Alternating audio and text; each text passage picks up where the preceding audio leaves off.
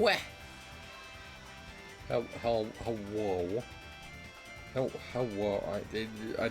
How many times have I said I need to stop introducing streams like that? On for so many, for myriads of reasons. Need to quit that. Oh well. Listen, I enjoy just opening up with a solid onomatopoeia, and then going from there. Set the tone, as it were. Let me take a drink of water.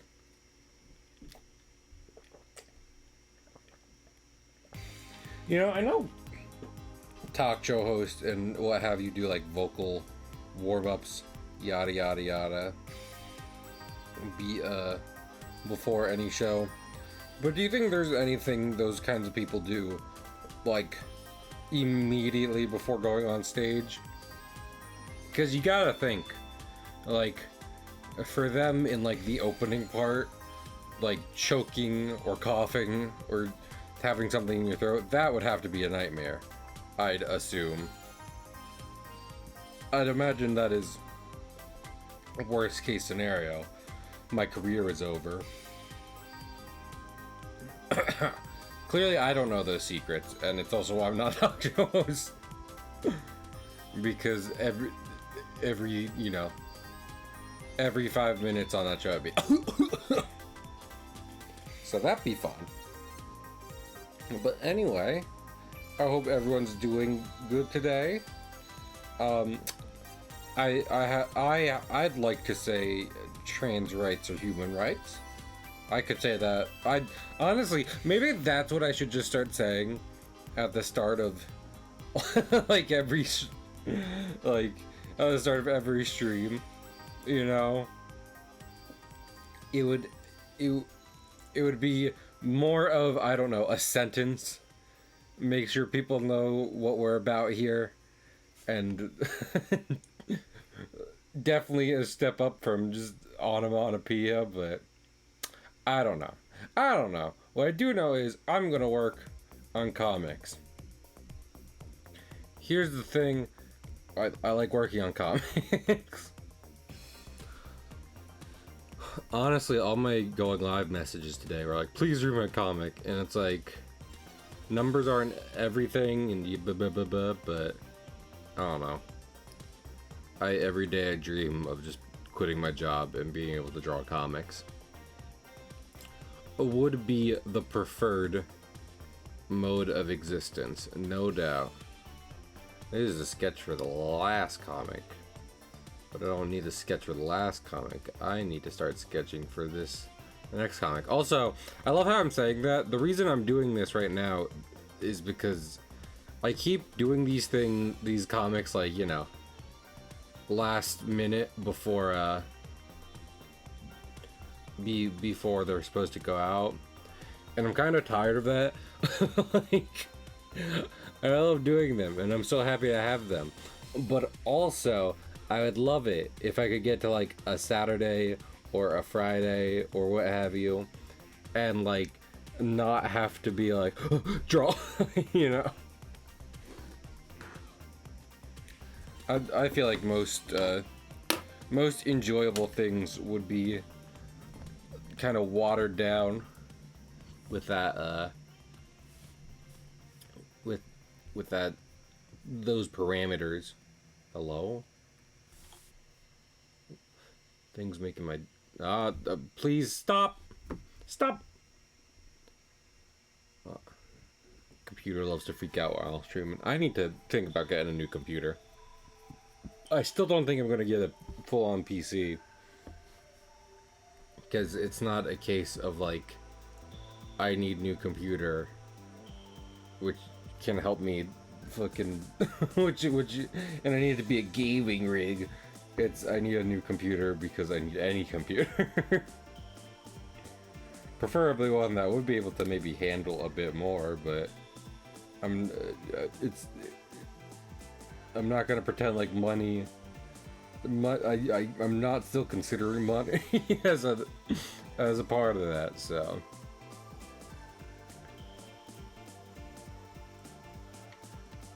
I love how I fully was thinking last night. It's like, man, I want to work on the comic tomorrow. Fucking, what do I draw? What's the comic? If y'all haven't been reading it, which please, my boys are getting done on an island they've been on for a while. So, like, what do we do about that? I could make it that, like, the next comic is at sea or whatever, but I don't know. That feels kind of like a, I don't want to say a cop-out, but definitely a hard cut, that's for sure.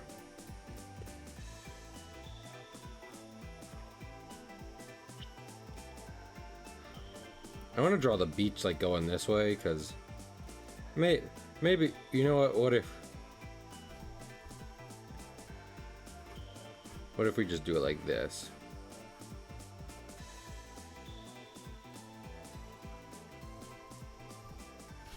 Nah. Okay, I'm straight up just gonna break out doing straight lines. Yeah. I did not stream during the last day of last week.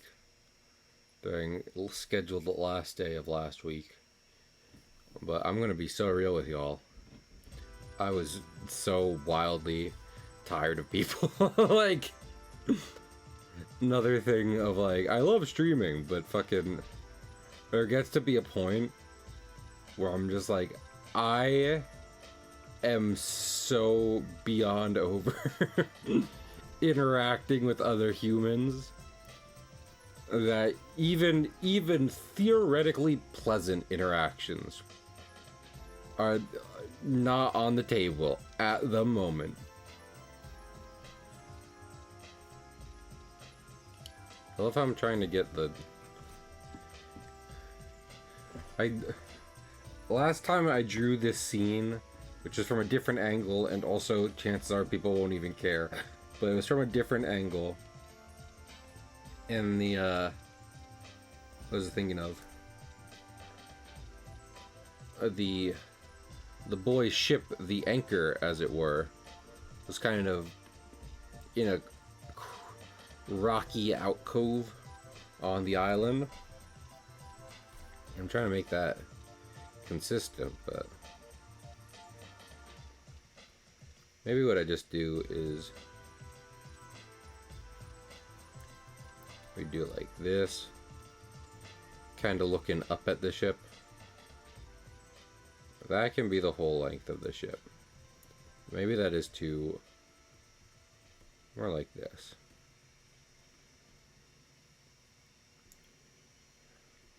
Because, like,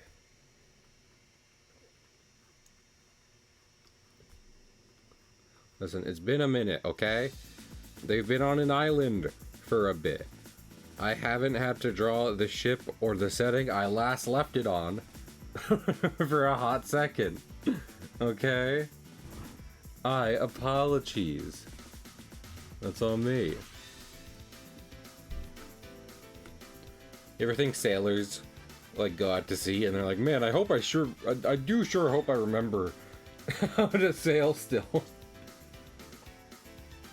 It'd be wildly unfortunate if all my time ashore had completely atrophied my sailing abilities and I died at sea. That'd be a big issue. It'd be a skill issue. How many times do you think pirates are raiding, like, you know, the ships and towns, and they just looked at the people there and were like, skill issue? Probably not a lot, I imagine, but, you know, can any of us really say what the, what speaking was like back then? What English was like back then? It's so wild. I literally, not too long ago, I saw a video talking about Beowulf, which I've only ever heard as, like, a reference, like the name Beowulf. I don't know what it is. I believe, from that video at least, it's a poem. It is an epic poem of old English nature. All right. But they were saying it's like we don't really know quite how the poem goes in tone and such, because there's some old English words that aren't like at all that really don't have a direct meaning that we know of. So, like, with that in mind, we can only make our best guesses, and at the end of the day, chances are we're not right. Right? So I saw that video, but then I saw someone reading it in Old English. And that was just a different language. It took a minute. It was even just like, do I know any of these words? Nah.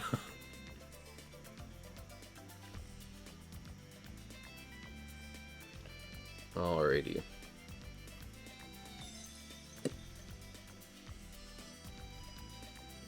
I feel like I should just draw the boys like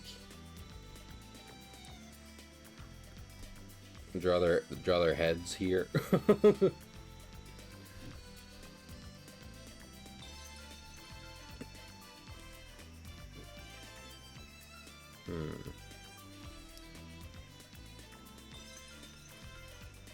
Draw some barrels.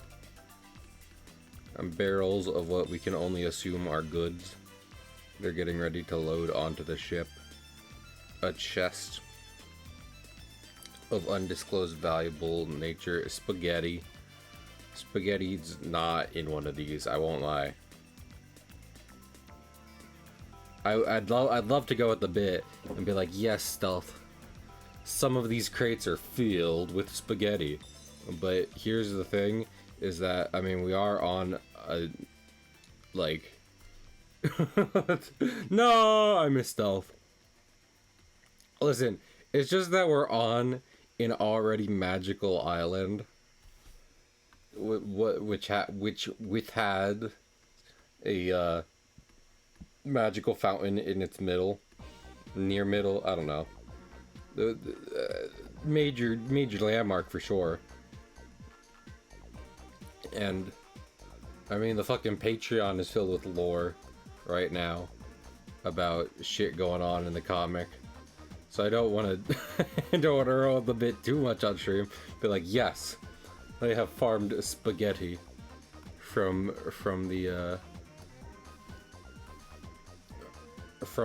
island.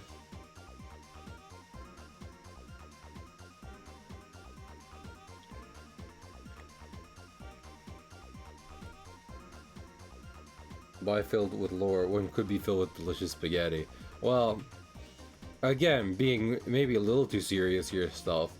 If I were to make my Patreon spaghetti-centric, which, to be fair, I'm sure there's a market for that. I'm sure you're in the market for that, right? But if I were to do that, you wouldn't actually get to have the spaghetti. Like, I wouldn't be able to mail you fresh spaghetti. So at that point, I am the market for that. And I'm glad. I'd love to get you some spaghetti stuff.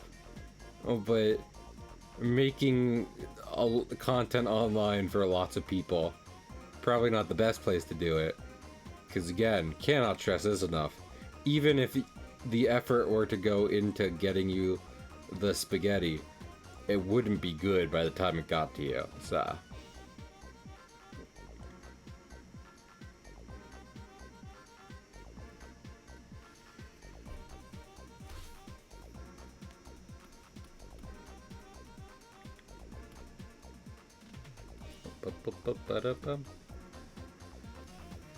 Man, I need to do like advertising for the shit I do, like make like legit kind of ads. But the problem is, I'm tired. I'm so tired. You know? It's like, I do need to do more, but Lord in heaven. I also think, not to make too many excuses, but I do also think part of it is like, okay, if I want to make like a video to advertise some of the stuff I'm making, right? I have to record audio for that. And I stream, but I really feel like if I try to sit down and like record some audio for a video, I will immediately be interrupted. It will immediately be just some large noise or what have you will immediately make itself known in the recording. So at that point, I'm just like, I've talked about that before, you know.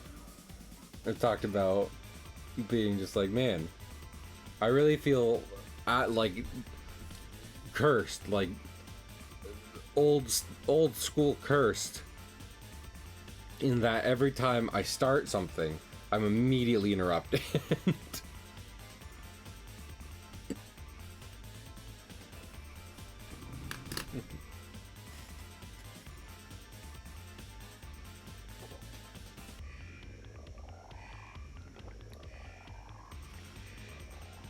It is very... I feel like it is rarely not the case that I'm able to sit down and focus on things for an extended period of time. I think the only thing that circumvents the rule is the fact that, is like when it's like a game. When I'm playing a game, and even then, if I really want to play a game, that's still not going to happen. But when I'm playing a game, typically, things will be quiet enough for me to feel like, you know, I've played the game for a while. But nothing's set in stone.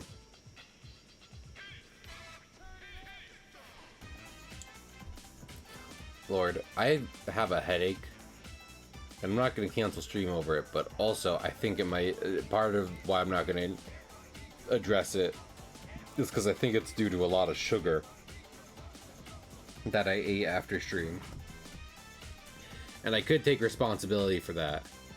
I'm not going to. But I could take responsibility for that. You know? Turn it up, get down. Bump, bump, bottom bump. A butter bump.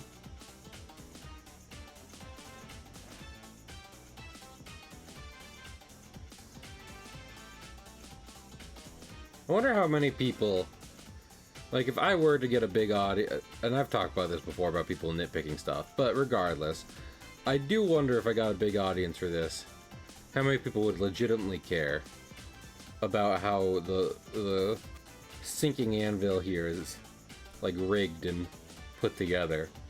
Because I do my best to try and keep it consistent, but that's probably just for me. Let's be honest, that's just for Cahill.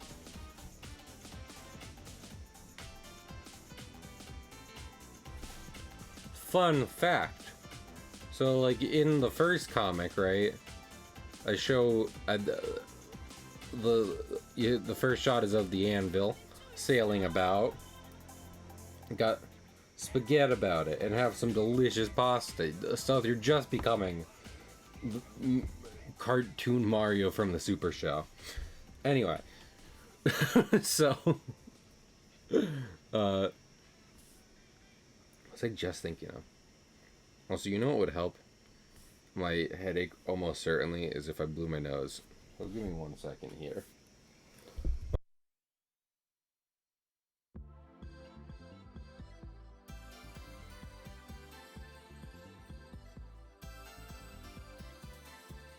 Stealth, are you inferring that Mario from the Mario Super Show was a big pasta plant for the children of like the 90s? Is that what you're telling me right now?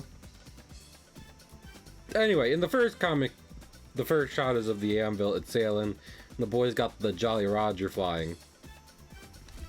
But a few comics before they get to this island, they're leaving in the comic I'm drawing right now. They're sailing about on the anvil, right? And they don't have the Roger up. And the reason is because they're passing a distant ship. And I mean, as far as I know, it was decently common for pirate ships not to be flying their colors, just to make sure they keep a low profile, you know? If you don't want trouble, don't go flying the Jolly Roger needlessly. So that was a little sailing detail I snuck in that only I care about. Have I talked about that before? I don't think I have. But also I repeat a lot of things on stream, so there's every possibility that that's the case. Stealth, what's your favorite Sonic song, and why is it Endless Possibilities? From Sonic with Cheese. This is my escape. I'm running through this world and I'm not looking back. 'Cause I know I can go where no one's ever gone and I'm not looking back. But how will I know when I get there? It feels like I'm trapped in a dream. I know in my heart that it's somewhere and it's there for me. The possibilities are never ending. What about a pride flag? Well, you should always be flying a pride flag, Trom. And if anyone gives you shit over that, no quarter. That about we give no quarter.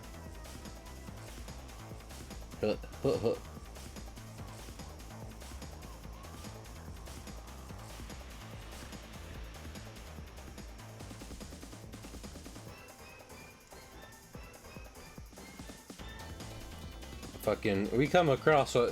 I'll tell you what, lads. We're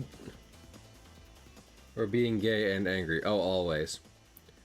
We come across one of those ships who have a problem with the LGBT colors we be flying. And I have a full mind. I was gonna say half a mind, but I have a full mind to run up a Red Roger. Let them know with the pride comes the wrath. And we will leave nary a soul upon that forsaken vessel.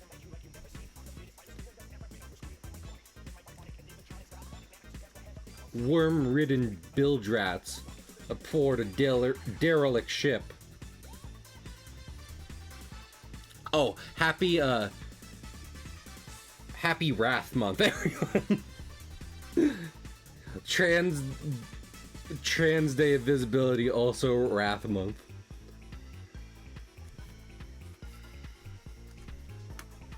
It's Wrath Month, where, you know, we're angry. Sloth Month, where we sleep off the wrath. Gluttony Month, where we get some good snacks. And then Pride Month. And if you're like, what about the other sins? I don't care. For the bit, those are the only ones we're doing. For the bit.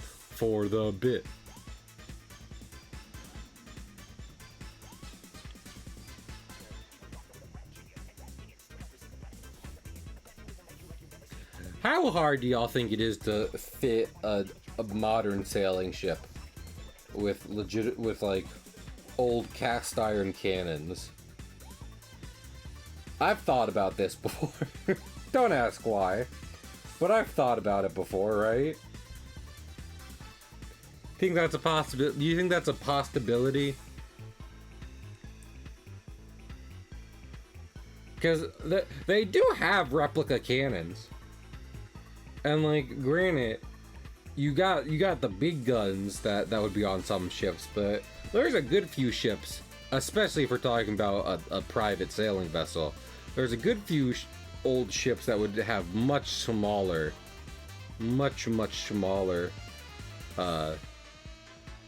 arms aboard on it, because you know, not really going out for warfare. They're just defending themselves.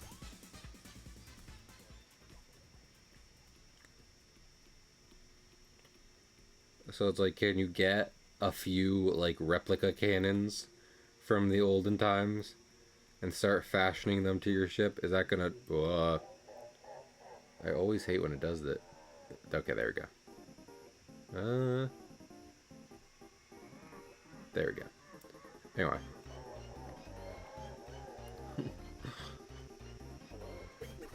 Like, for example, would the cannons cost more than the ship at one point? And would law enforcement become too much of a problem to try it eventually?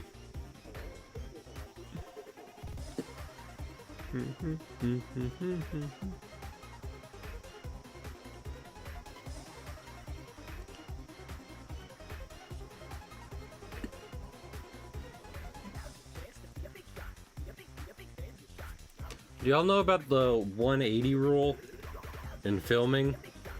Which is, I mean, it also just kind of goes for comics too. A lot of comic stuff goes for filming and vice versa. In part because comics are like storyboards, and obviously storyboards are how you compose shots in cartoons and movies, yada yada yada.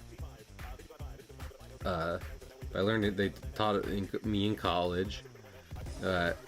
There's a thing called the 180 rule, which in general, there's no hard rules in making art, yet what have you. But the 180 rule is meant just to, you know, help make sure your your film isn't awful to look at. And it's saying, it's like, if you have two characters, for example, Walt and Willie right here, speaking, and you're moving the shot around as they do so, you don't want to you don't want to go further than a 180 degree turn. Like, you don't want to completely flip them around throughout the conversation, because then people are going to have a really hard time telling what's going on and who's talking. Yeah.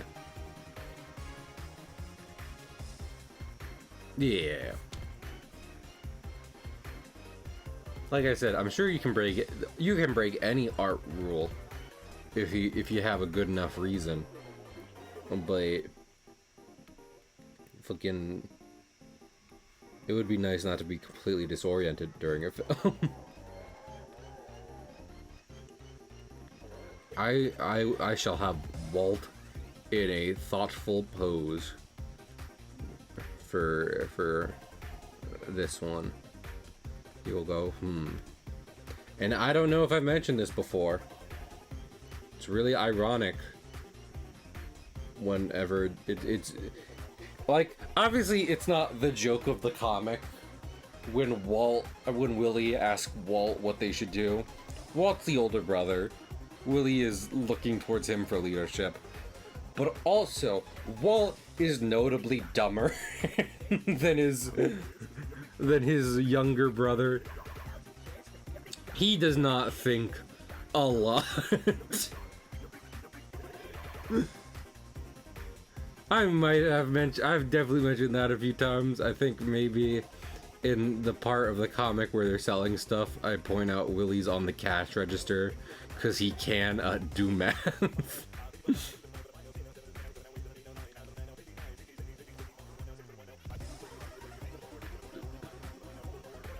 So, you know, Willie asking Walt for some direction here, and Walt taking a moment to think. It's just like, well, not going to go there. Not. There, no good ideas will come of this. He is a boy of very little brain.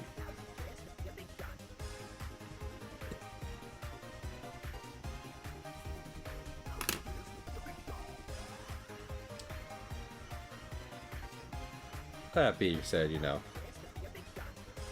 just because he's not as cerebral doesn't mean there aren't reasons for him to essentially be the de facto leader of the Brothers.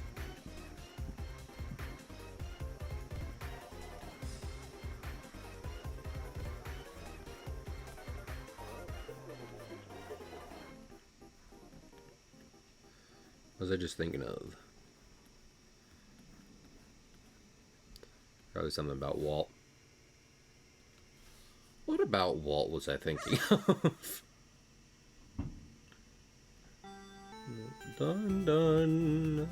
Dun dun dun dun dun dun dun.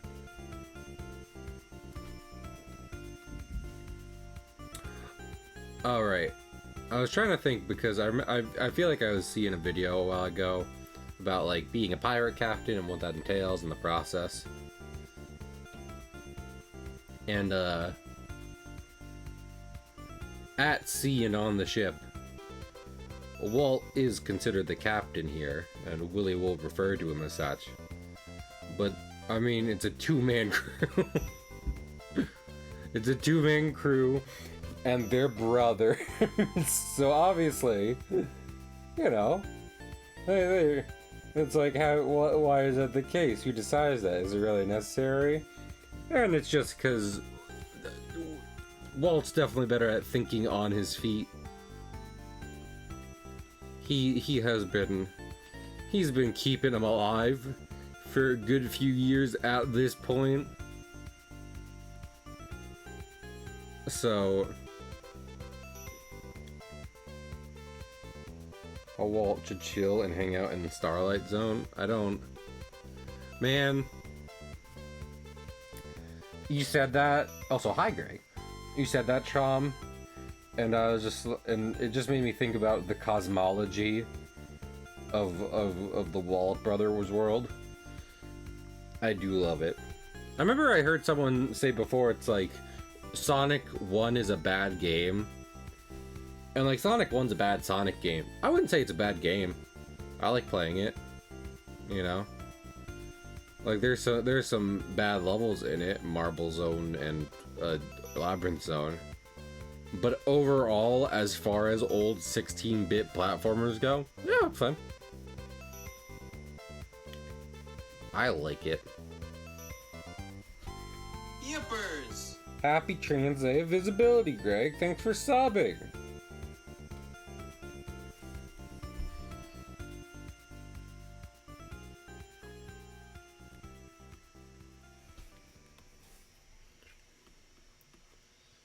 I'm sorry there aren't any trans characters in the Wallop Brother comic yet.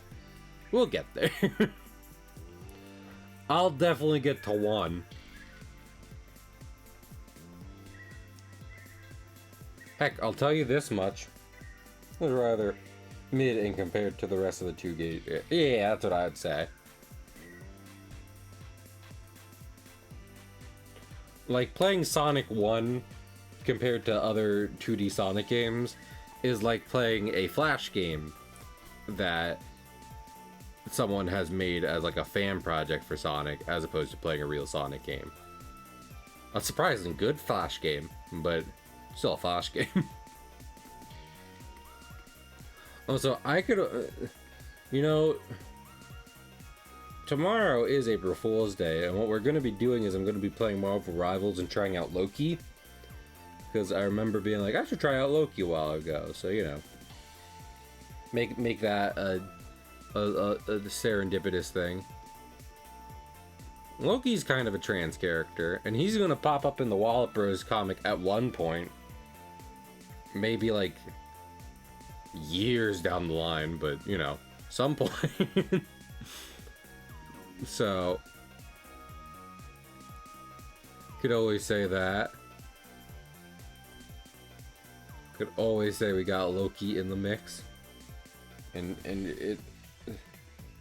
he's our transgender fluid character here, but well, I guess they depends how he feel, but depends how they feel. A great time, a great time.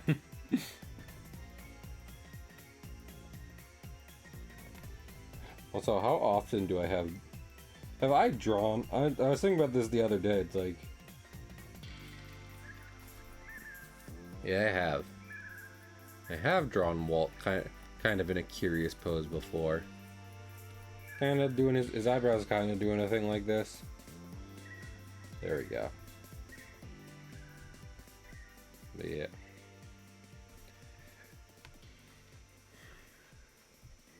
Anyway, if you want more lore shit on the comic, subscribe to the Patreon. Or just read and share the comic in general. I'm probably, I think on Friday, which, by the way, like, I mentioned before, I hang out with buds on Friday, and, like, there's been a good amount of those days where I'm doing art, and that's why I'm just like, I need to, I'd love to not spend a Friday doing that. So, that's one reason I'm doing it now. But probably on that day, I might be making a blue sky for the comic by itself. I realize that might get people to like and share it more if there's just a dedicated singular social media page for it. It's also on Tumblr, but you know. I'll make good. Thank you, Pig. Heck, I mean, Pig is one of single-digit people I feel confident saying that I know reads the comic regularly. And I do imagine a lot of it is just him, you know, supporting a friend, which I appreciate, but still nice.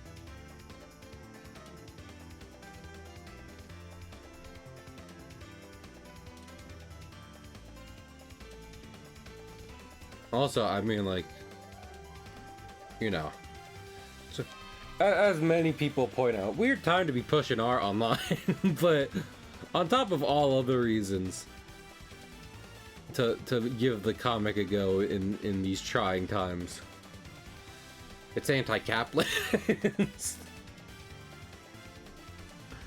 I feel comfortable saying that, if simply, because it's like, fucking, I love Pirates of the Caribbean, that's wildly anti-capitalist. You know? Is it sword art you're pushing online? Neither of the brothers carry a sword, Chom.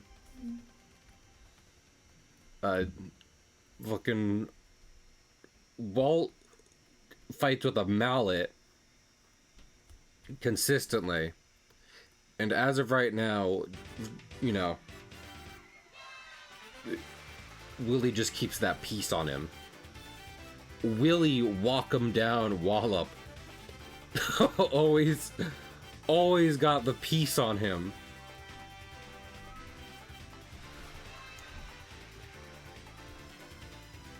Won it for several cases of murder.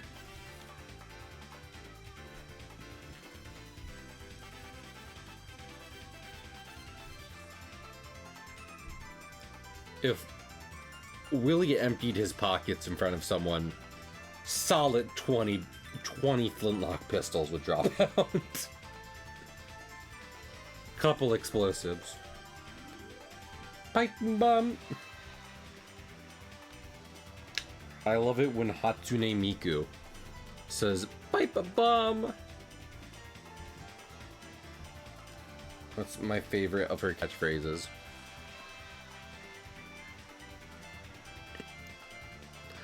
I was gonna say, can I put Hatsune Miku in my comic? She's not public domain. That's not at all how it works. It's just that, you know, people online treat her like that.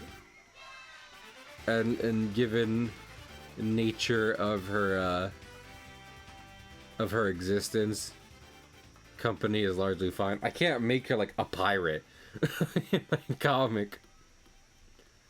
That in no way falls under her license. You might just get yelled at. Hi, Baba. Yeah. Like, I'm pretty sure that a company contacts the people who make, like, the Hatsune Miku figures and other visual art, and it's not just random companies selling Miku merch all the time.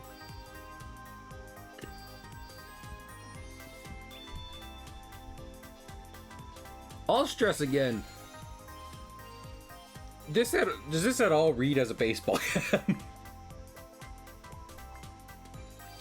I would not be surprised if someone started reading my comic, which you should get people to do, and they looked at the brothers and their hats and asked, what the fuck is that? Because one, why would they be wearing baseball caps? And two, does it even look like one?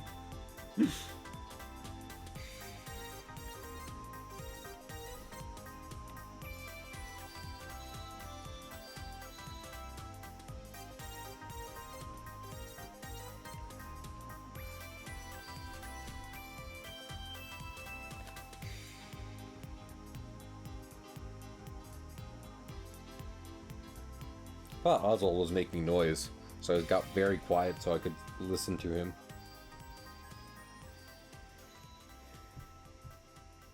But yeah, I don't know. Listen, I feel like in part, me being like, man, I need to push my comic. There's multiple parts. One is that I'd love to quit my job. Second is I'd love to entertain people.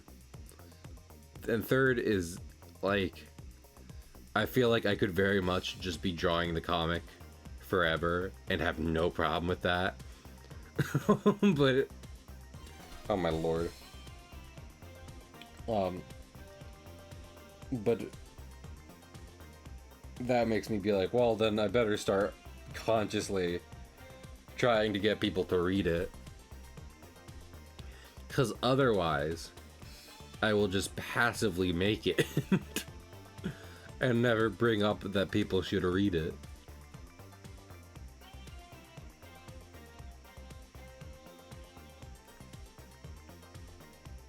So.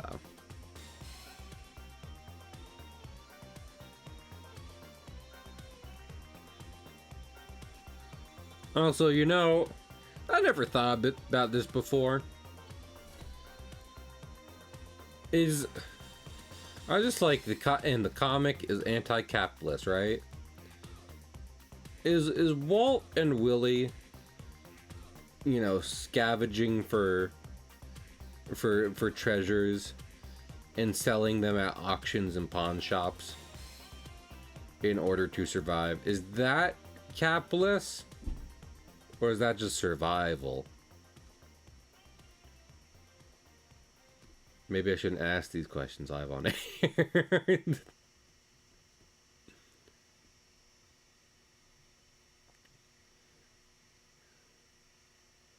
Because in my mind, that's just them trying to get by, but I don't know, maybe that's part of it, you know? It's like you do what you can to survive.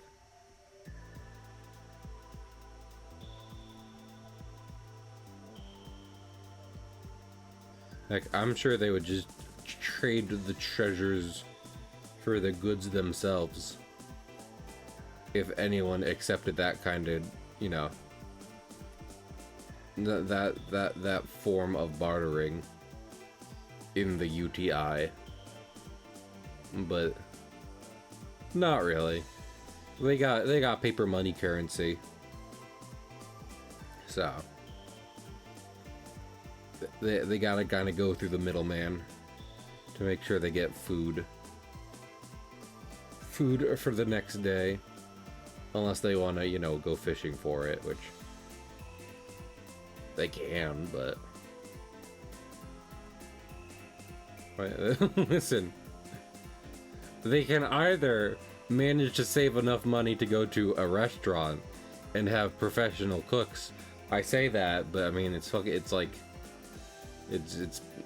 is chef cooks on a port, in a port town making food. But regardless, have cooks make something for them, or in a 12 and an 11-year-old can try making their own meals from fish they managed to fish out of the sea. And yes, they are practiced at it by this point, but no doubt one of those things will taste better than the other thing. And also one will require much more work than the other thing. So maybe it's a little understandable Or they might be like, okay, please allow us to eat at our restaurant for the night.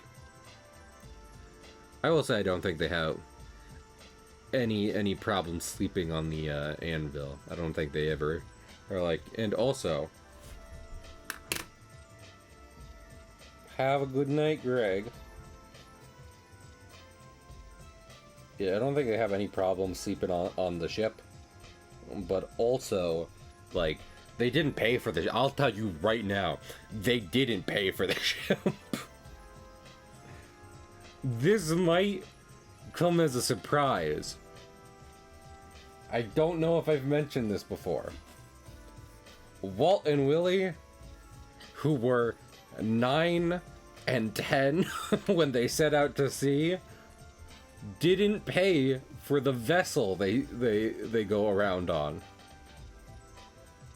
Not what happened exactly.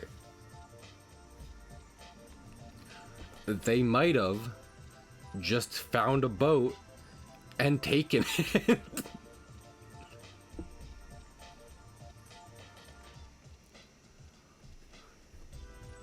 I guess whether or not you would consider taking random abandoned sloop and completely refurbishing it into a decent vessel over the course of 2 years as stealing. But that's what happened. They said, this is our... this doesn't appear to be anyone's, so it is ours now.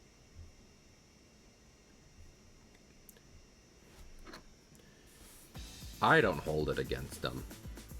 And I'm the guy who made them. So, you know. My opinion matters the most. They've almost certainly done worse things and more blatant acts of theft in the following events. So I do say that I do think of taking the boat that no one was coming for. That's fine. That's okay.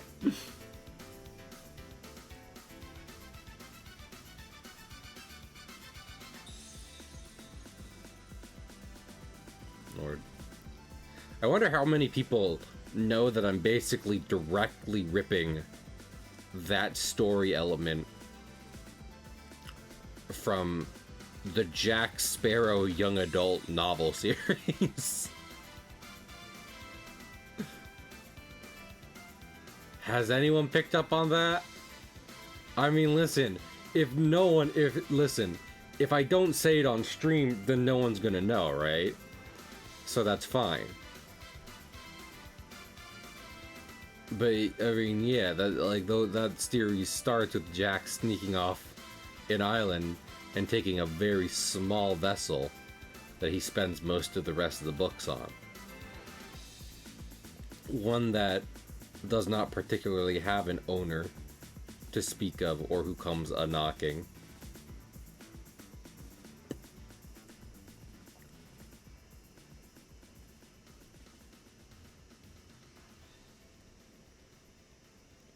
Frankly, I don't even think Disney is gonna care about that, if we're being real here, but I mean, to be fair, starting a pirate series with the theft of a vessel, not breaking new ground there, no matter how you slice it. Just because I associate it with a certain book series I read as a kid doesn't mean it's like that it's under lock and key there. Also, not to mention the fact that I've no intention of showing Walt and Willie's quote-unquote origins, you know?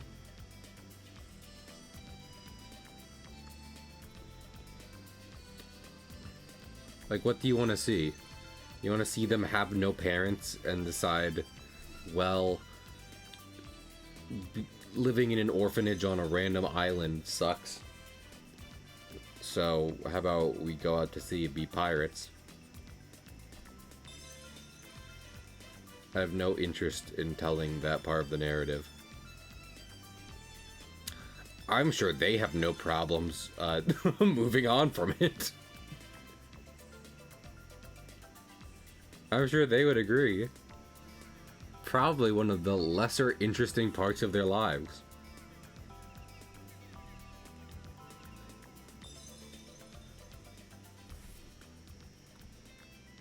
Heck, I wouldn't even say they were at like a particularly bad orphanage, but it was an orphanage in like the fantasy 1600s. So maybe it was even a good orphanage in the fantasy 1600s, because, 1600s. But orphanage nonetheless, and they just, they're like, well, I'm bored.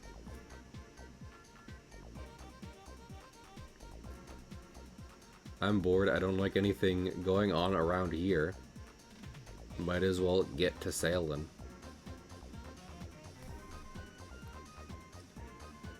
Is it impressive they're alive after they did that? Yeah. But, they're decent. They're decent at what they do.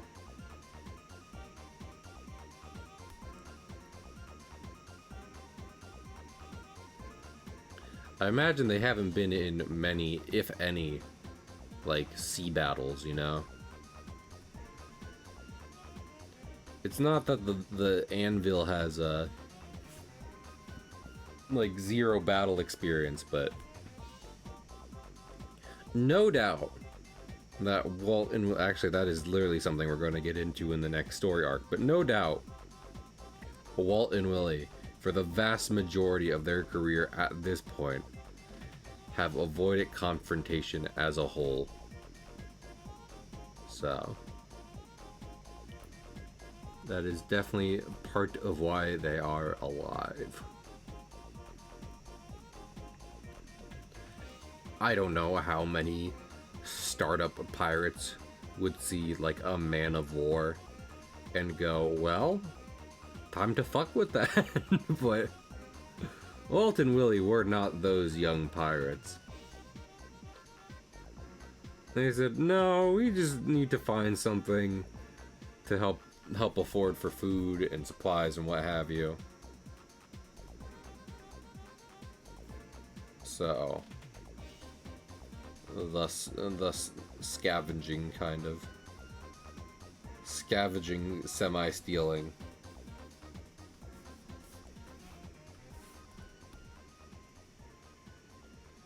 Listen, is it stealing if you're just kind of picking stuff up from the ocean, finding it interesting, and selling it to others? No.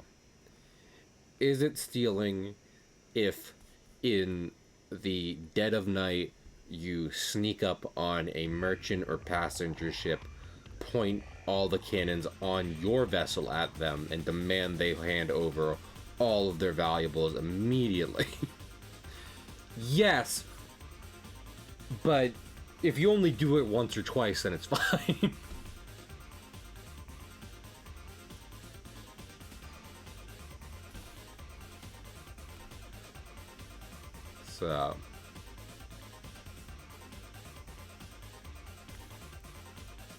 So again, I think they're fine.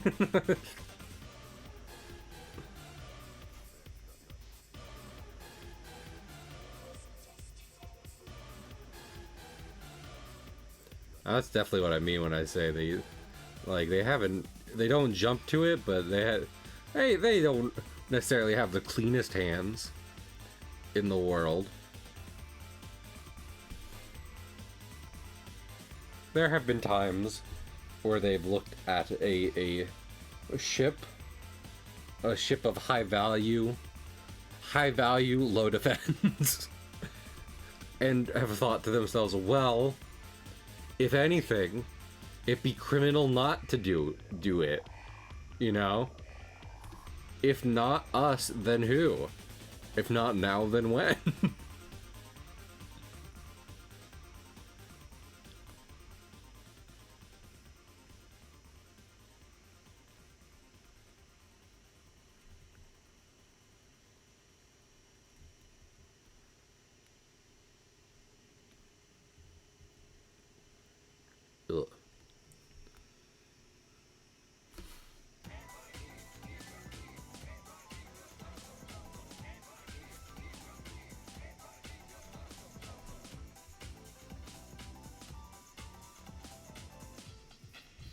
How does it look if I flip it? Bump, bump, up. I got that mixed up. Man, there's like so many versions, like official versions of Stardust Speedway. And they're all pretty damn good. Not gonna lie to y'all. I won't tell fibs in school here.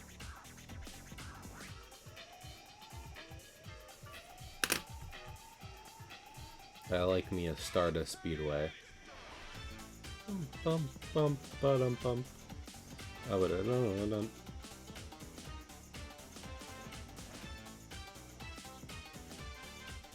Yeah, that works for me.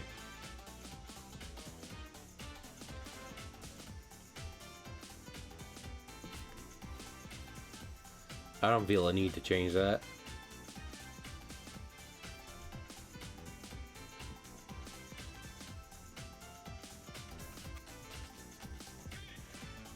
Does it look better like this though? Yeah, it kind of does.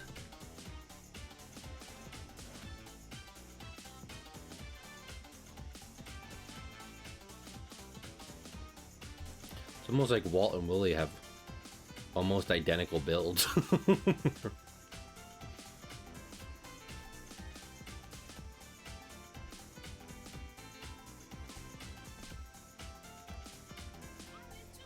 Y'all know any stories where, like, you know,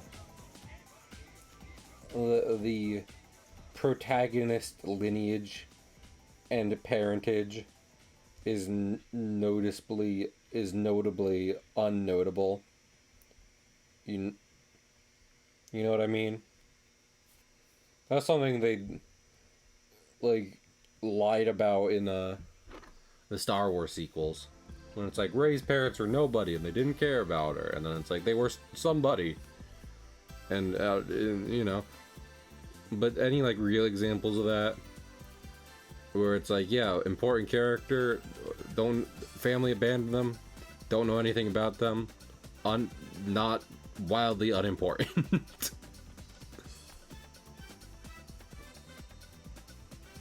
Not something worth mentioning.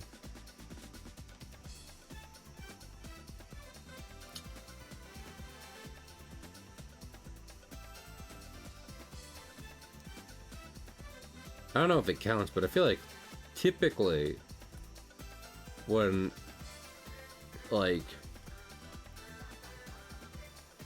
it's just like, yeah, this person doesn't have a family, it's mostly in the way of family member dead. You know what I mean?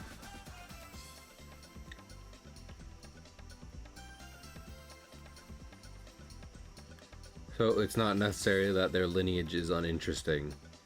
It's that it's more so completely kind of cut off. The example I'm thinking of right now is like Guts from Berserk. Like, he had a mom, but she's dead. So don't look that up. It's gross. It's gross.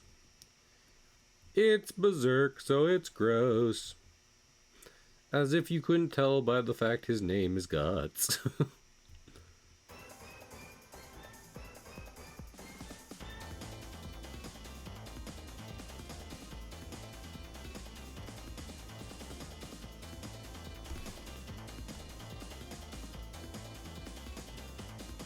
Also,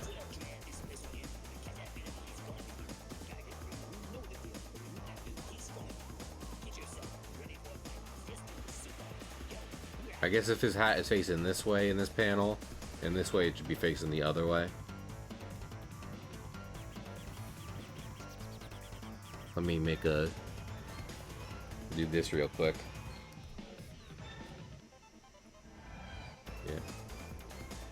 Yeah, I mean, listen, I was thinking about this earlier today. Like, obviously in a lot of ways, the comics themselves are just doodles. But I try to put care into them. I like them. And,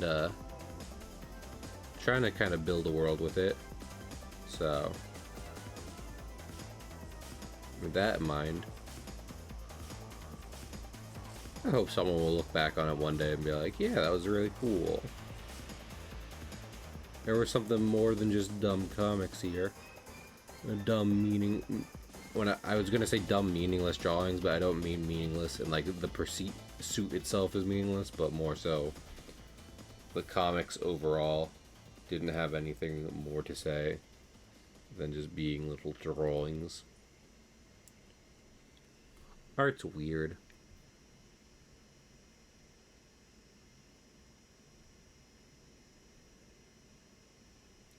It is right?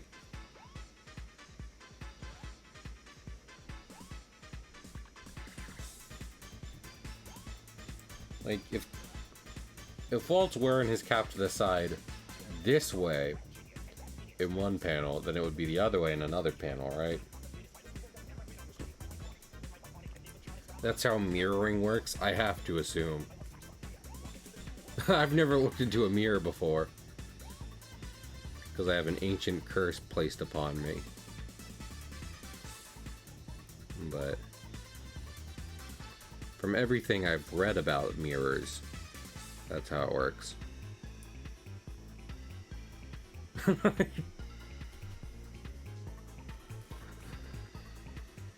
you think, are there any shirts out there, any t-shirts, where it's just, where on the front of it, it says, don't ask me about my curse, about my ancient curse?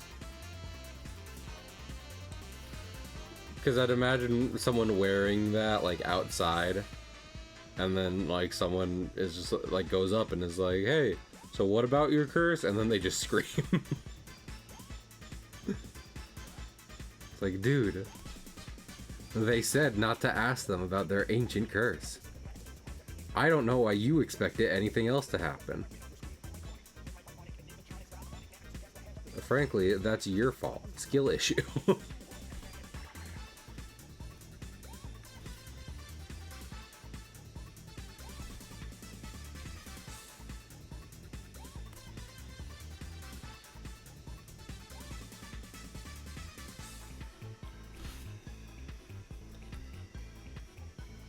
You know, thinking about that, you know how a lot of people are just like, well, this person was very dumb in a horror movie. Very common criticism of horror movies. Because, I mean, to be fair, the protagonists tend to do dumb things, right? But, like, how many of us would do similar, not necessarily same things, because, again, lots of times they are just legitimately being dumb, but still, same-ish things in real life, working under the belief that, like, supernatural what you have it's aren't real, you know?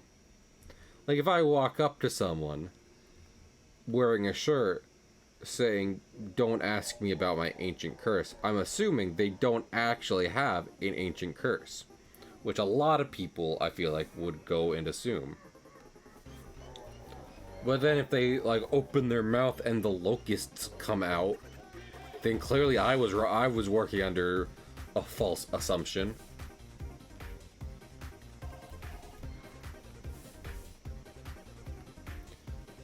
And in a movie, would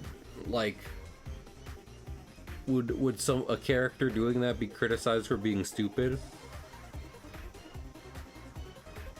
Who knows?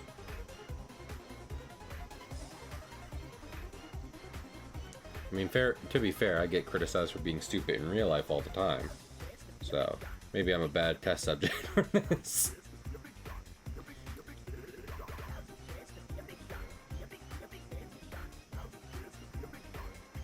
We'll leave it like that for now.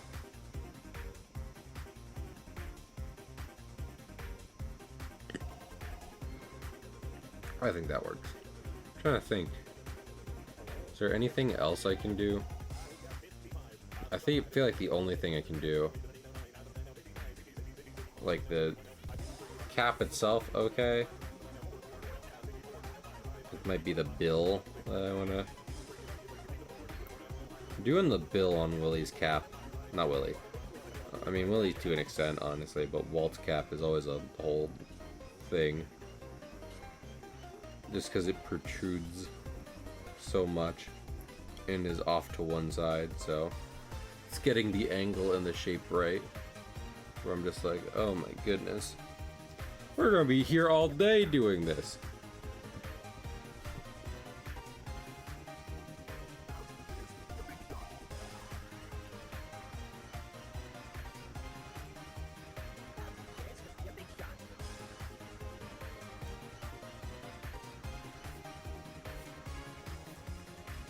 I wonder if I do this, will it make it any more clear at a distance that it is?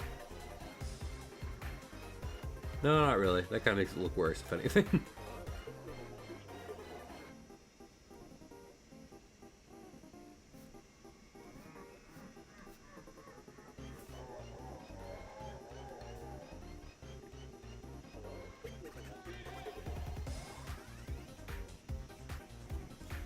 That might be better.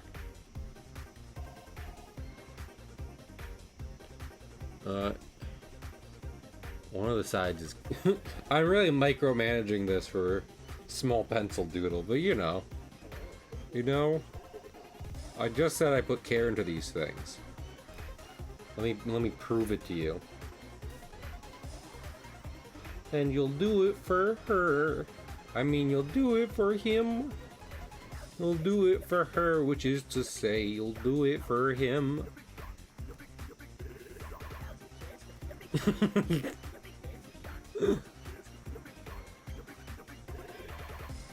I think in Pig's Discord the other day, Stealth responded to a Steven Universe post being like, man, Steven Universe is so good when people are nitpicking it.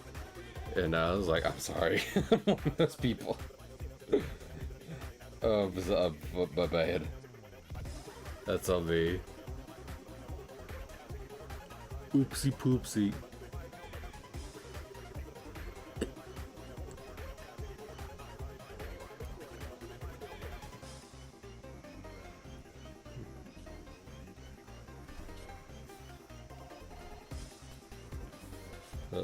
I hope I have enough energy to get through the week, honestly.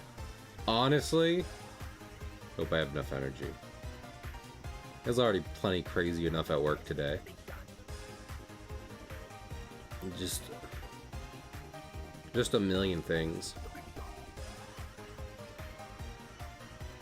And not to get too into it, because I'm not about like spilling like work details on stream, but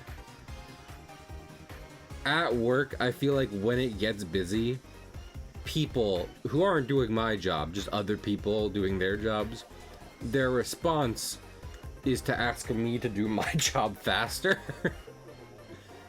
And I'm just like, yeah, I'm trying. If anything, you demanding I do my job faster, probably messing it up a bit more.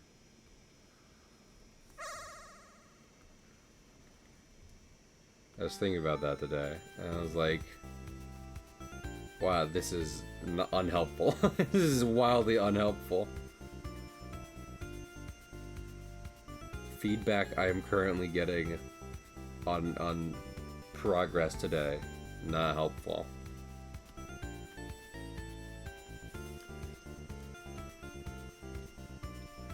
Probably.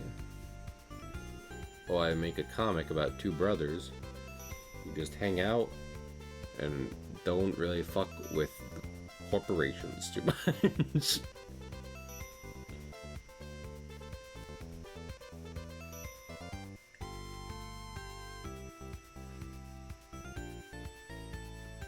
I wonder. So, like, obviously there's plenty of online stuff you can do to get in trouble at your job. But I do wonder how much you can make, like, a webcomic or what have you, making fun of, like, the workplace before you get in trouble. Not anything specific, but just generally in trouble. Them being like, hey,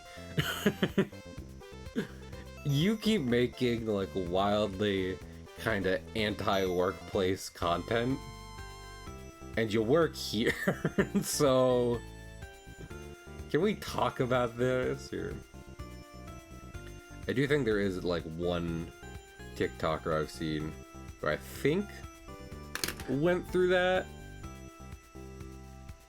Like they were making TikToks about work sucking, and then their work was like, well, you don't work here anymore. But I don't remember if like any of it was like targeted, because that's definitely a big thing, right? If you like name drop your place of employment, or say this at my job sucks, and then it gets like 1 million views, then they'll probably have a problem with that. Because then people will go to your job knowing that that sucks. That being said, and I haven't thought about this before, I don't work in customer service, right, necessarily. I don't work in that. But also, I feel like to some extent, it should be completely valid for people to get done their customer service jobs and then go home and make online posts about like, hey, if you go to customer service job that I happen to work at and, you know, don't do this, don't do X, Y, and Z, you're a butthole. If you go to job I might have and do this specific thing, you're the worst kind of person. Please stop doing this.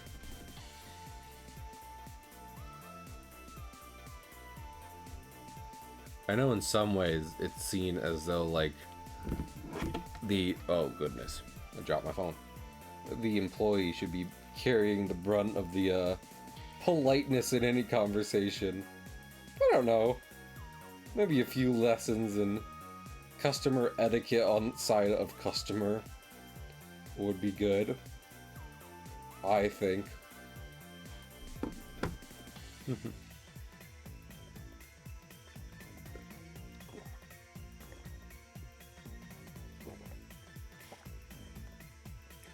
Man, you know the other thing I was thinking I thought about this before I came into work today. And it's just applicable now because I'm very thirsty.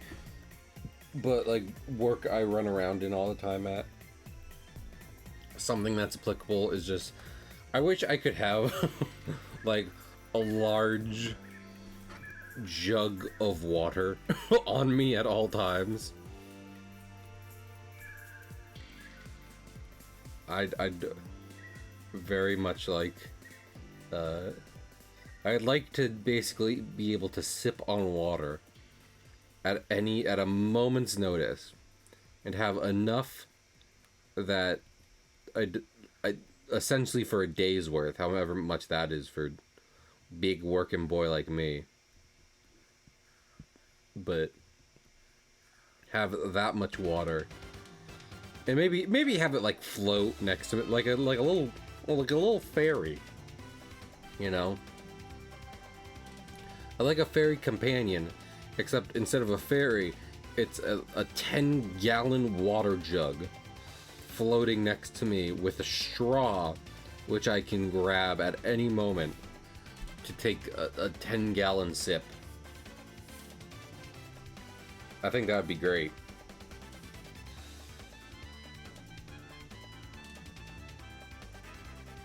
Do you think they're ever going to create like hover technology? You know? Like little a gadget or method to easily make any object kind of hover frictionlessly and steadily off the ground at a certain height. That'd be neat. I do think it's probably one of those things, and as I've grown older, I do kind of understand this in terms of just like home appliances, which is and this also probably ties into me being like, yeah, I'd love to be like a hobbit. So I have less desire for like hyper futuristic stuff.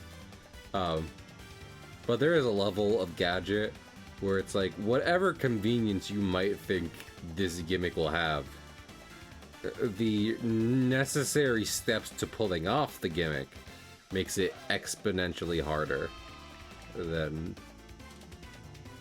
whatever common day thing you were doing before. Man, I'm bad at drawing curves. Have I said that on stream before? Almost certainly, right? I've definitely fucked up like a semicircle or a crescent on stream before.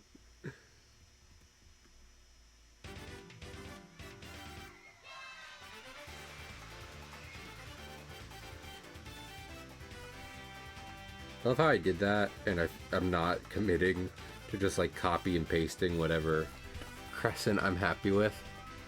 I have to draw another one exactly the same.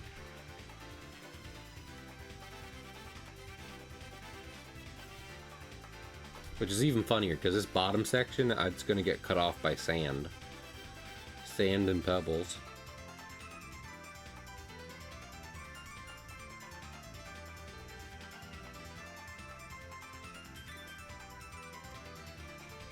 You know another thing that was making me think about getting the comic out there more? So Jaden Animations, shout out! Because they need a shout out from me. Jaden Animations recently put out a video explaining Chikawa, which is a thing that had featured already pretty heavily in their trip to Japan video, because they talked about how much they fell in love with Chikawa on that trip. But I'm glad they made the video, because it was like it's a very cute kind of mascot character, but it explained like what it's from and yada yada yada, right? Apparently it's from a webcomic, which is real neat. And she was like, it's not really in the States, but it's blown up over Japan. And I was like, cool. Granted, I think I've talked about how it's like the Japanese comic industry, a good bit different from the American one, but I'd be interested to look into that more and be like, how? What did Chikawa do that allowed it to blow up as like an online, I'm assuming online, maybe it was published in something. That's a possibility. That was another thing I was thinking of. I was like, make comic strips. Is there any publication that like does that? You know? Like, were I to get in contact with like an email, not an email? If I had any email, if I could just have an email, if I were to get into contact with like a newspaper magazine, would any of them be like, yeah, we need comics for whatever reason? Every now and then at work I do see someone reading a comic, and I've seen enough people, you know, reading the funny pages that I'm like, well, still exists clearly.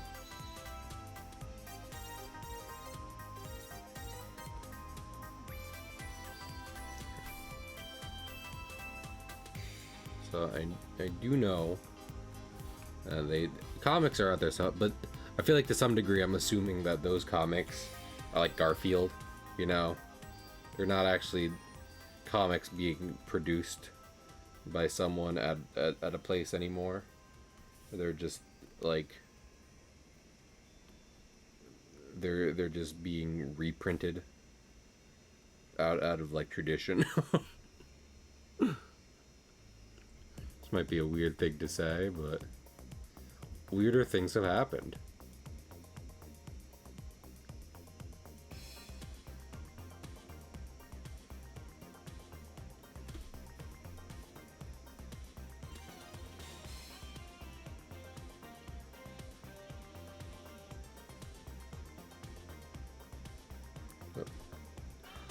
Goodness, I am sleepy after today. That is for sure. Oh lord, tomorrow is April Fool's Day. We have not needed an April Fool's Day in so long. I literally saw something online to that effect today of just like, hey, don't even think about it. Everything's stupid enough as is. The fun thing, I was listening to some, just re-listening to some My Brother and Me episodes over the weekend.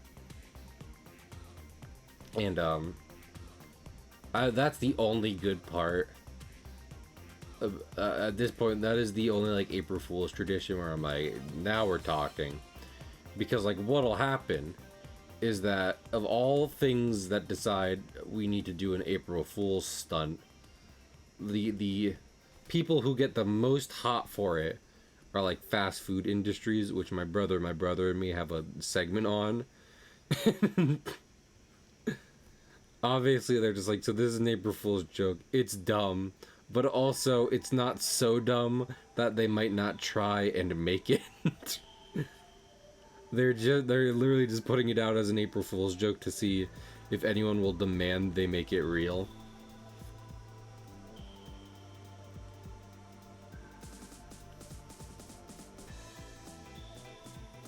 So, I'm excited to hear about that. But that's next week because they put episodes out on Monday. So, they already recorded the one for this Monday, day before April Fool's.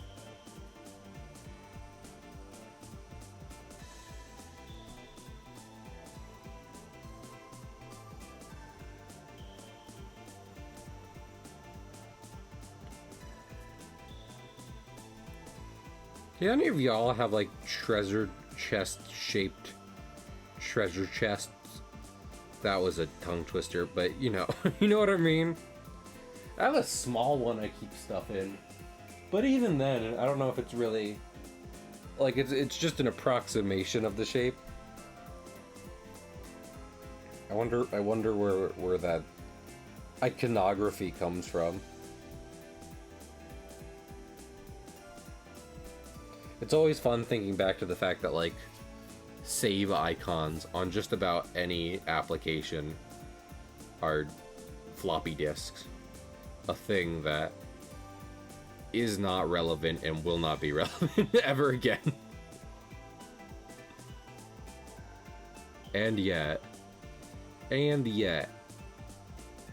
still have them. I would even say that, like, the phone icon as a phone, you know, phones. Like that's a wired home phone with on a cord and with buttons and yada yada yada. But even then, I would say that's makes more sense than a floppy disk, if for no other reason than that because like that model of phone was around for longer. And heck, some people may even still have some. Because, like, yeah, everyone uses cell phone nowadays, but you could still have, like, a home phone. I don't think they necessarily stop you. No. Hey, is this a Comcast? I was just wondering, so I wanted to ask you about, like, your home phone option. No! You get nothing. Never ask us for this again. Heathen. You will take an iPhone 16 and you will like it.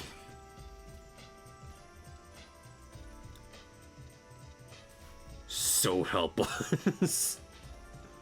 So says Comcast.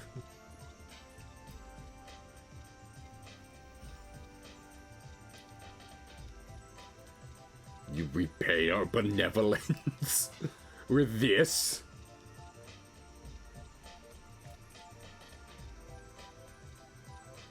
We give you spotty internet and signals, and you dare ask for the sacred and ancient technology of home phones?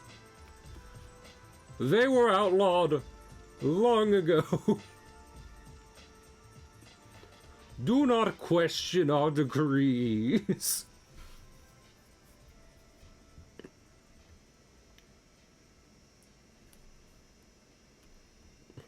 That's it. Internet outage for a week. That was gonna happen anyway, wasn't it? Don't!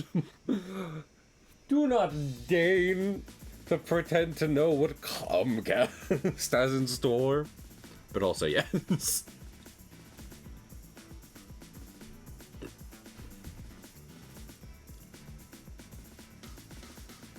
Do what you want, cause a pirate is free. You are a pirate. Yar har fiddly dee. Being a pirate is alright to me. I should learn lyrics to that song. I don't know if it counts as a shanty, but I tend to be humming it to myself anyway. It's hard to be in a piratey mood and not want to sing that song specifically. I know there's a lot of pirate songs, but you look me in the eye and you tell me that that's not a good one to sing when you're particularly liking pirates one day. You are a pirate.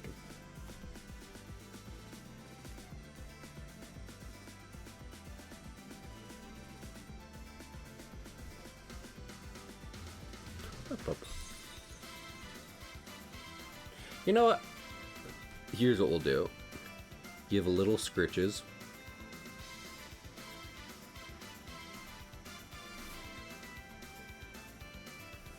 Cause I was like, should I do like line, like show off the individual planks here? But honestly, that'd probably make it too busy.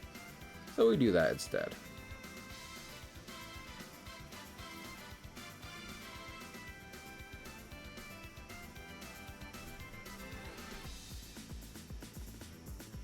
Lord. I don't know if anyone else remembers the Phineas and Ferb episode where they basically try to make it around the world in one day.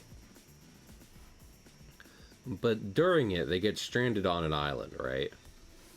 Because they've really fucked it up. But they get stranded on an island, right? And Phineas, trying to stay optimistic as he ever is, but getting a little desperate, digs a massive hole on the beach. And he pulls out from it a yellow sponge and a starfish. He was like, look, a sponge and a starfish. We can definitely do something with this. Aw, what's the point? No one could. Like, I remember as a kid, I was like, you could do that? Oh, shots fired at Nickelodeon. I didn't even know you could do that.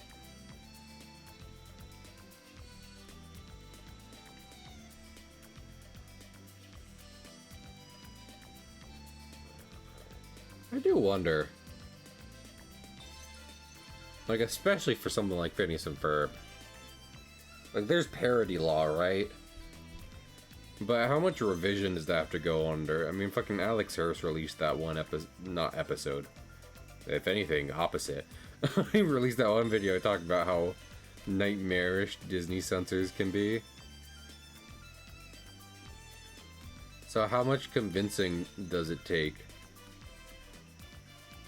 to the Disney censors to allow you to actively, like, make fun of a competing company's top show? I wonder. Maybe they're too busy caring about, like, boys kissing for them to actually worry about, like, I don't know, their competitors being upset. That sounds like Disney.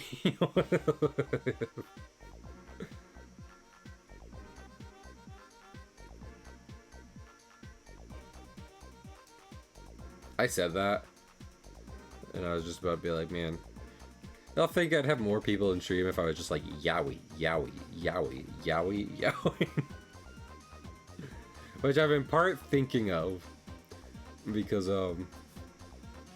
Barry and friends played Repo with a game with a text-to-speech option, and one of the things they loved making the robots say was a yowie. So, and in Dearest Bath and Jan's Discord, that bit has not really stopped.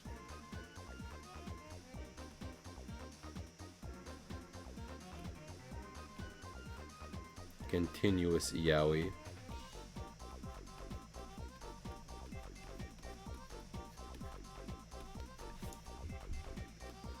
Hoop, hoop, hoop. I love how I started the stream by saying just like start every stream with saying trans rights are human rights, which, you know, probably should still do. But then I've been like, if I just said yaoi a lot, you think that would get anyone else's attention? Not necessarily same thing those two are. I will be the first to say this. Yaoi, yaoi, yaoi.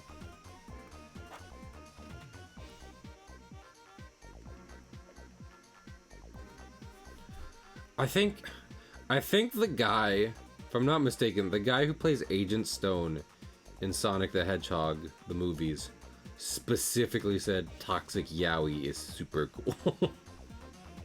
Like, he said that verbatim. Which is hilarious.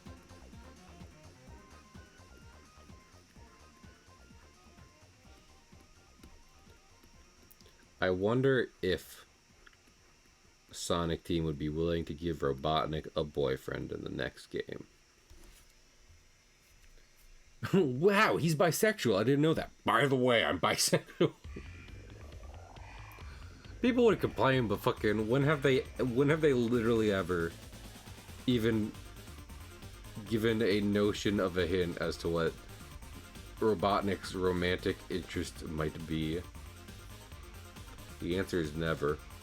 It was definitely not something Sonic Team at any point or iteration thought would come up for any amount of reasons, which is fun. I wonder if Paramount knew what they were doing when they started writing that, when they were all like, hey, so we made this guy for Robotnik. I wonder if Jim Carrey knew. Does Jim Carrey know about that? He's saying toxic yaoi rules.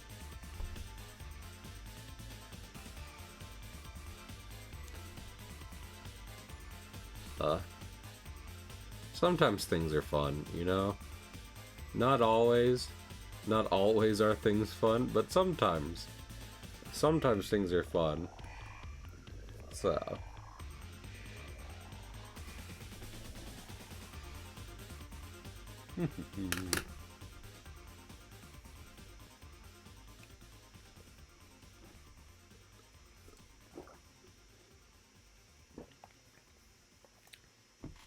also, speaking of toxic yaoi, I see a lot about Hades 2 on, like, you know, on accounts I follow, yada yada yada. But I feel like I've actively put kind of in my brain a little firewall.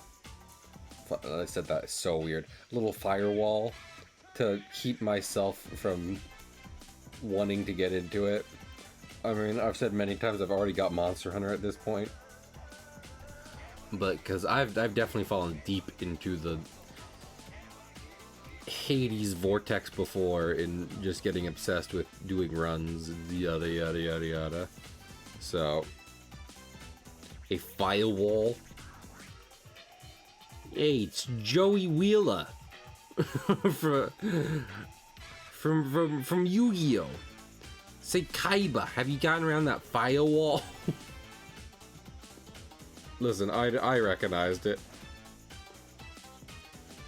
That's another reason I watch Mabim Bam. It was not something I picked up on early in the show, but Justin, eldest brother, who is largely in charge of reading the questions for them to answer in a joking manner. He does get tongue-tied a decent amount.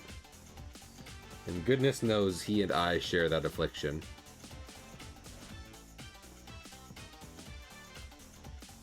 It's probably a sign that I shouldn't stream, but When has clear signs showing that I shouldn't be streaming ever stopped me from streaming? You know? The answer is never.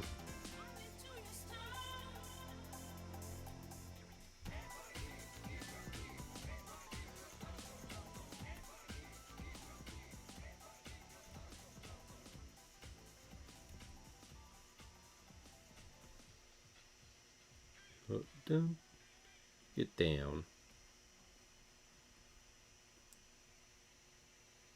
How would you read a clear sign? When you see right through it?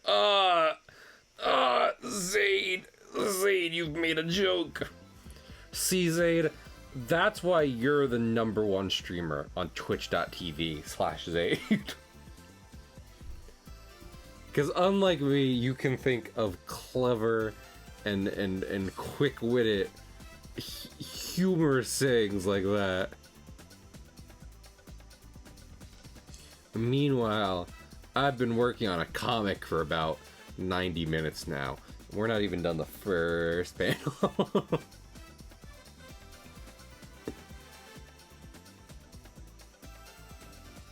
True, I am the #1 streamer named Zayd at Zayd.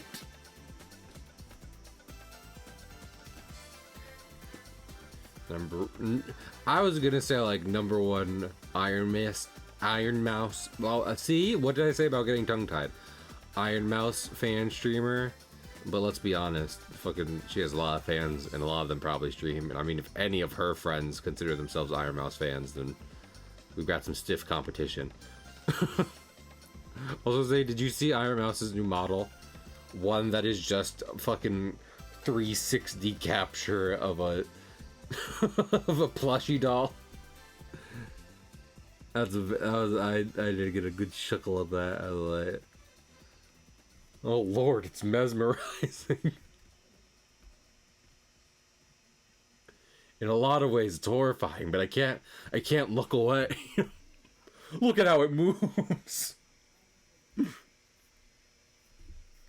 think the thing that really fucks me up, I don't know if it's realistic, if it's a bug, if she or the artist who made it addressed it at any point, but when she's talking, like, the mouth is warping, but it's also kind of warping in a way that makes it look like it's like fabric actively stretching. And again, I don't know if that's a glitch, if that's intentional. It's terrifying, but... Have I ever said anything about Chucky on stream? Y'all, have I talked to you about Chucky? As a child, I've never seen Chucky.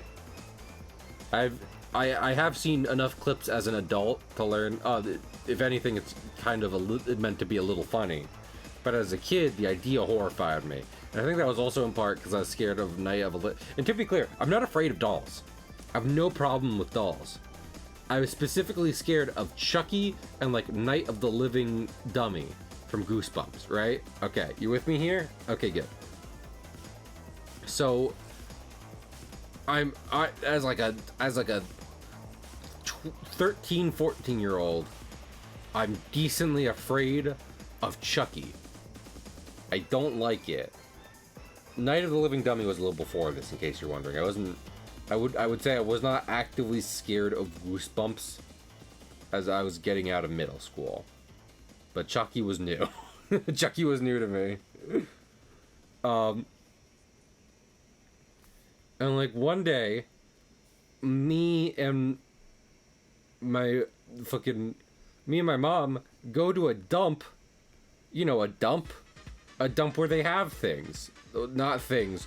Well, okay, that's the thing, is it's a dump, but stuff towards the front, people have salvage, and they are like, you know, either people working there are keeping it, or they're just like, hey, do you want this? It's, you know, not actually in bad condition, so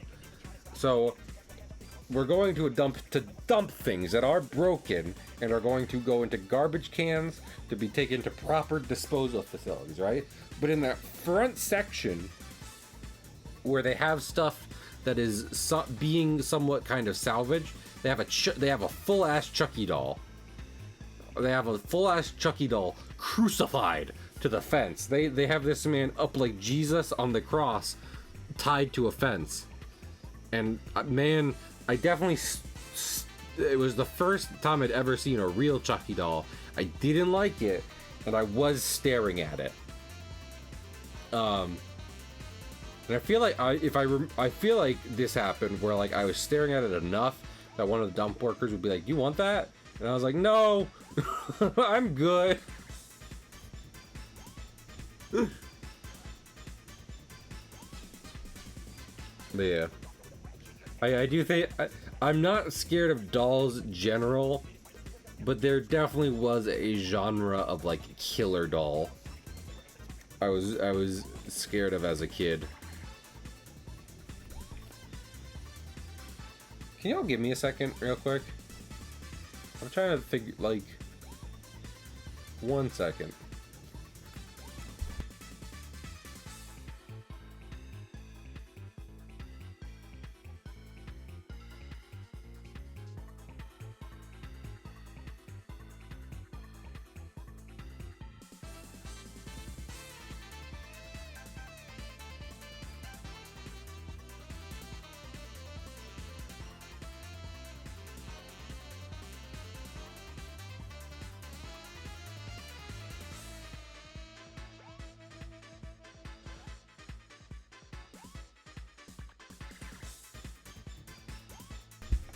I apologize. I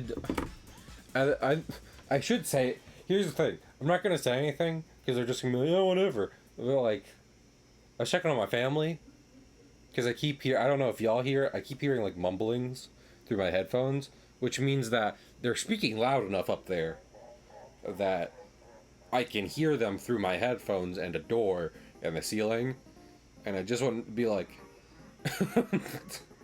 No one's dying, right? And they're not. But goodness knows they would say something to me if they could hear me like that.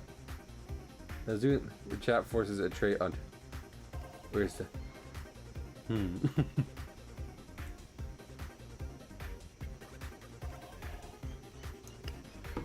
What were you doing? Were you doing something like that today? I'm going to. Let me. Google, show me Zaid. Show me Zaid right now in his house, please. Oh yeah, you were doing some kind of just chatting thing. I didn't see that. I wish to chat. This is what I'm saying. Oh no, by saying you were afraid of dolls, general. Well, I feel like Zaid, I feel like our mutual friend group already basically does that to me. Very commonly. Saying inherent falsehoods about me. And it's not like me calling Gold top 500 Doctor Strange and Marvel Rivals. Because that's like, you know, it's being hyperbolic because I think Gold is good at Marvel Rivals. No. Typically, it's bad things. This king, I don't know if this is real or fake. I believe that's fake. You know what I'm gonna say, just for the sake of my stream, the stream I'm doing right now, just in general, that my friend Pig doesn't have a piss game. Because if the opposite is true, I'm not gonna talk about it on stream.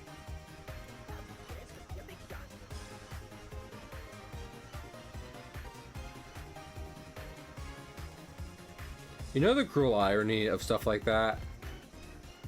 I've been misled. Let's say there was something... okay, I have an example of this, actually, right?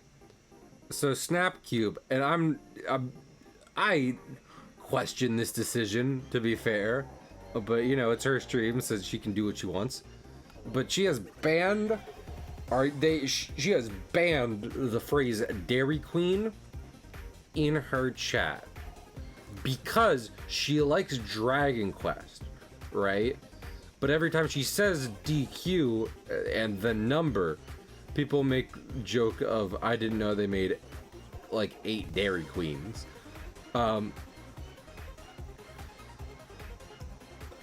that is, I do think that's a problem that can be that can come up on stream, which is to say that you want chat to not mention something, but it's general enough that chances are someone in or out of the bit will just type that subject into chat, right? You feel me so far?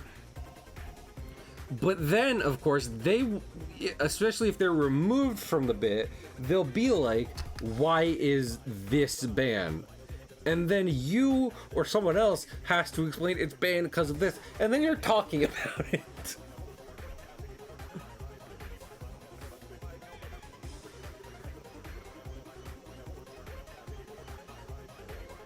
Like, in some ways, it's good just to be like, okay, just don't mention it and hope no one else does. And maybe if they do, we go emote only mode. But at the same time, I do get being like, nope, it's banned. It's banned, and if someone has a problem with that, I won't even explain. Why is that banned in my chat? You don't need to know basis. And guess what, buckaroo? You don't need to know. So say fellow streamer friend of mine, Zaid, had a kink that was exposed, Zaid, and I didn't feel comfortable talking about it, Zaid. I would, like, maybe I would just ban it and be like, you know what? We just won't mention it. We won't mention any of Zaid's explicit and just Zaid, you just tried to infer that I've banned the brand name Burger King from my chat.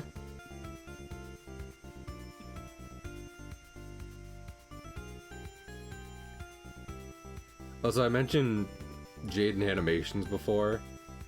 Alright, this is what related to me being like, now Zaid has a kink. And I do get this from Jaden Animations as well. This is weirdly, this kind of is semi-related to everything we were just talking about. I believe she was doing a stream not too long ago where she was ranking Animal Crossing villagers. And one came up, Anka, and she rated her highly. And if you do not know, there's a famous NSFW animation of Anka. And before anyone's just like, oh, Cahill, how do you know about that? Fucking, you'd be able to no matter what I say, you'd be able to know it's an NSFW animation just by the way people talk about it. Alright? And it was funny, because she rated Anka highly, and then everyone's like, this, that, the other thing. She's like, I'm Arrow Ace! You can't do this to me! Which is funny on multiple counts. I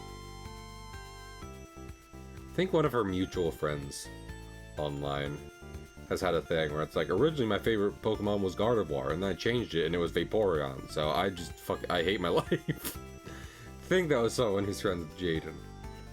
I forget. Alfred, yeah. Yeah, that's what and I'm bringing it up in relation to her Anka bit, because sometimes the reason things get NSFW stuff made of them is because they're good designs. And sometimes you like them for completely innocent reasons because they have good designs. But then, of course, everyone's like, you know who I love? Tifa Lockhart. But I can never mention her if I go to Italy. If I go to Italy and I even say the word T, or kill me. Shot on the spot. Liking things sus. It happens. What isn't sus on the internet, you know? This started as a conversation of being just like, Cahill's not afraid of dolls and Pig doesn't have a real kink, but fucking everything's a kink on the internet. So, like, you know. Also, speaking of Tifa, not NSFW. Can I say something? First off, let's get one thing clear. Let's get one thing clear right here. We at Cahill Comics, Clarifa household, okay? Clarifa household. All right, and if you don't like that, door is right there. The door is right there. All right. We love Clarifa in this house. Apparently, I saw art in a Discord day. I don't know how true this is, but apparently for April Fools, I love how I was saying before, no one do April Fool stuff. I like this. Listen, that's the problem with April Fools now. It's like any actual pranks, no one has the patience for, and any fake pranks are actually kind of good ideas.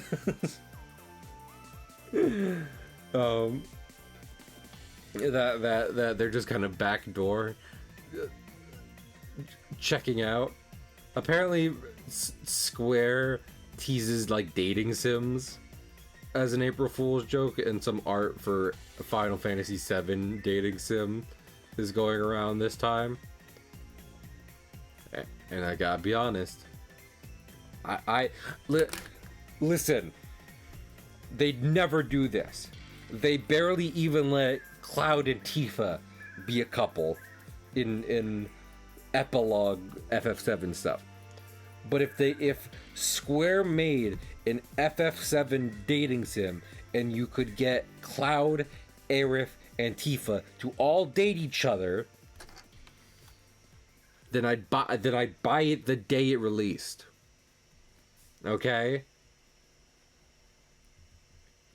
I forget if I said this on stream or not, but like, FF7's great, man. And I think I was talking to Stealth one day about it, and it's like, you play FF7 and you're like, man, I don't know how I could like these characters more. And then you watch like Advent Children, and then you're like, man, I don't know how I could like these characters more. And then you play Kingdom Hearts, and you're like, man, I don't know how I could like these characters more. And then you play, and then you play FF7 Remake, and you're like, man, I don't know how I could like these characters more. And then you could play FF7 Rebirth, and you're like, man, I don't know how I could like these characters more. So yeah. Square made an official AU where everyone could be all lovey-dovey and happy. I'd probably get it. Best-selling game of all time, yeah. And listen, you could say FF7 the game overrated as hell. I can accept that. I don't personally think that, but I'll get it. And maybe you're saying that because you have a Final Fantasy 7, Final Fantasy 7. You have a Final Fantasy you like more. That's okay, understandable. But we are Clarifa household, and also Barrett Wallace, most beautiful man I've ever seen in my life. Tifa, Aerith, and Cloud in a dress. I mean, your Cloud in a dress is an oxymoron, Trom. Cloud is always in a dress. Yeah, I was about to say. Trom, what are you saying? He hasn't stopped wearing it.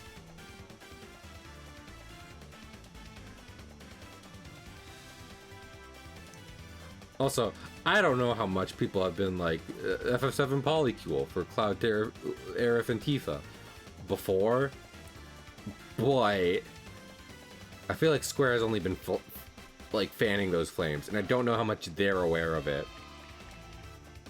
Much like I don't know how much Pokemon is aware of like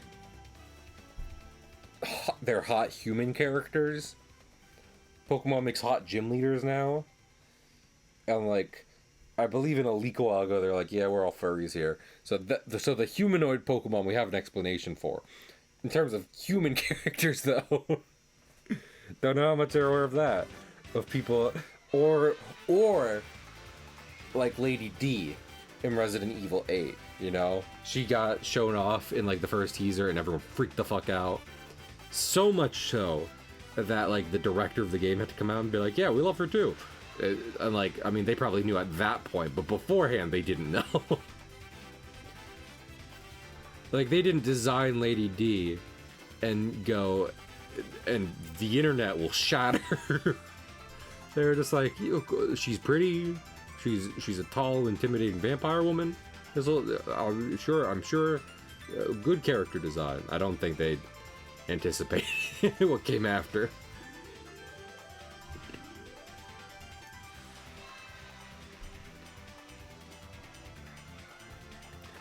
Sometimes it's really hard to know what a company actually knows about its customer base or fan base.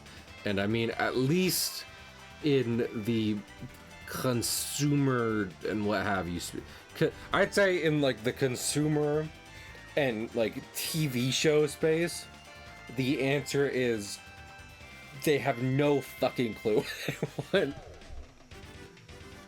Like people selling like computer products and making TV shows and selling like, you know, different household appliances. No fucking clue what anyone wants.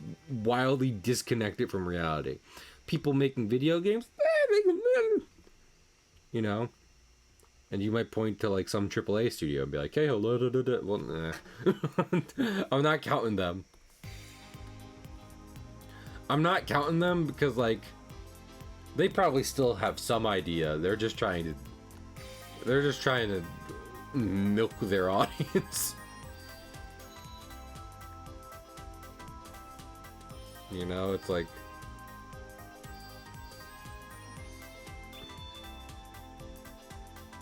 I think any video game company who introduces shitty pricing mechanic or what have you, they're probably expecting a decent amount of backlash, but then the profits to outweigh that.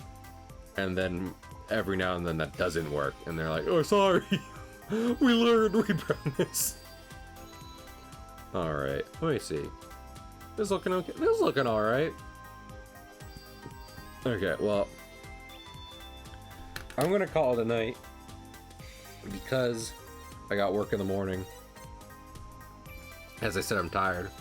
We'll come back, we'll do another panel or two on Wednesday, but tomorrow night, for April Fools, we'll be playing some Marvel Rivals. So who knows, I might even let some chat members hop on. Oh, not starting soon. Should get an ending soon screen for these, honestly. But it depends on if any of my friends want to play, depends on what we're looking like. Granted, if I'm playing Loki and trying him out for the first time, I might want some carries. But we'll see. I'll probably switch between Loki and Thor a good bit in like quick play, because that is one reason I've been like, I need to play more Loki, is because I like Thor.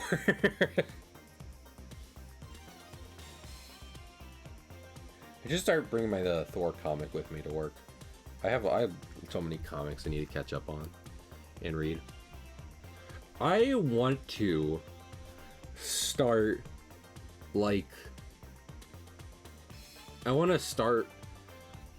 going through Marvel's older collections and being like, where did it go wrong? Because Marvel hasn't always had it figured out. They've had their ups and downs before, but at least in one of the metrics I'm measuring by is what's it called?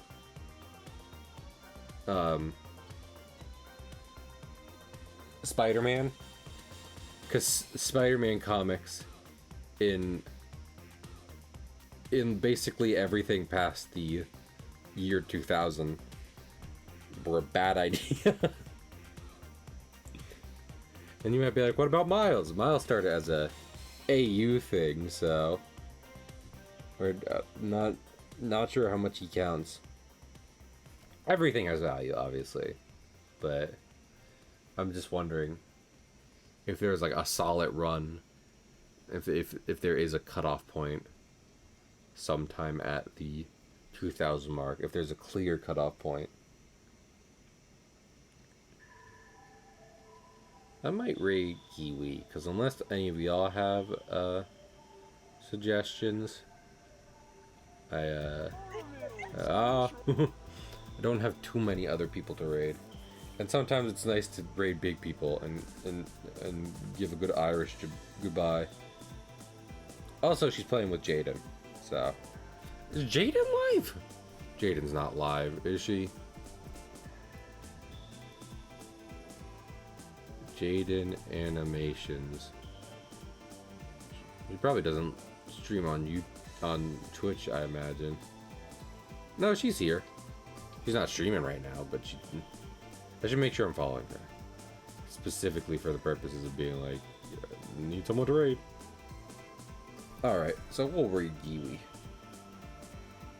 Thank you guys for coming around. I hope to see you tomorrow for some lovely April Fool's stuff. Some fun games. And yeah, thanks for listening to me ramble on about my comic and what have you. I will see y'all later. Have a good one. Bye. Bye.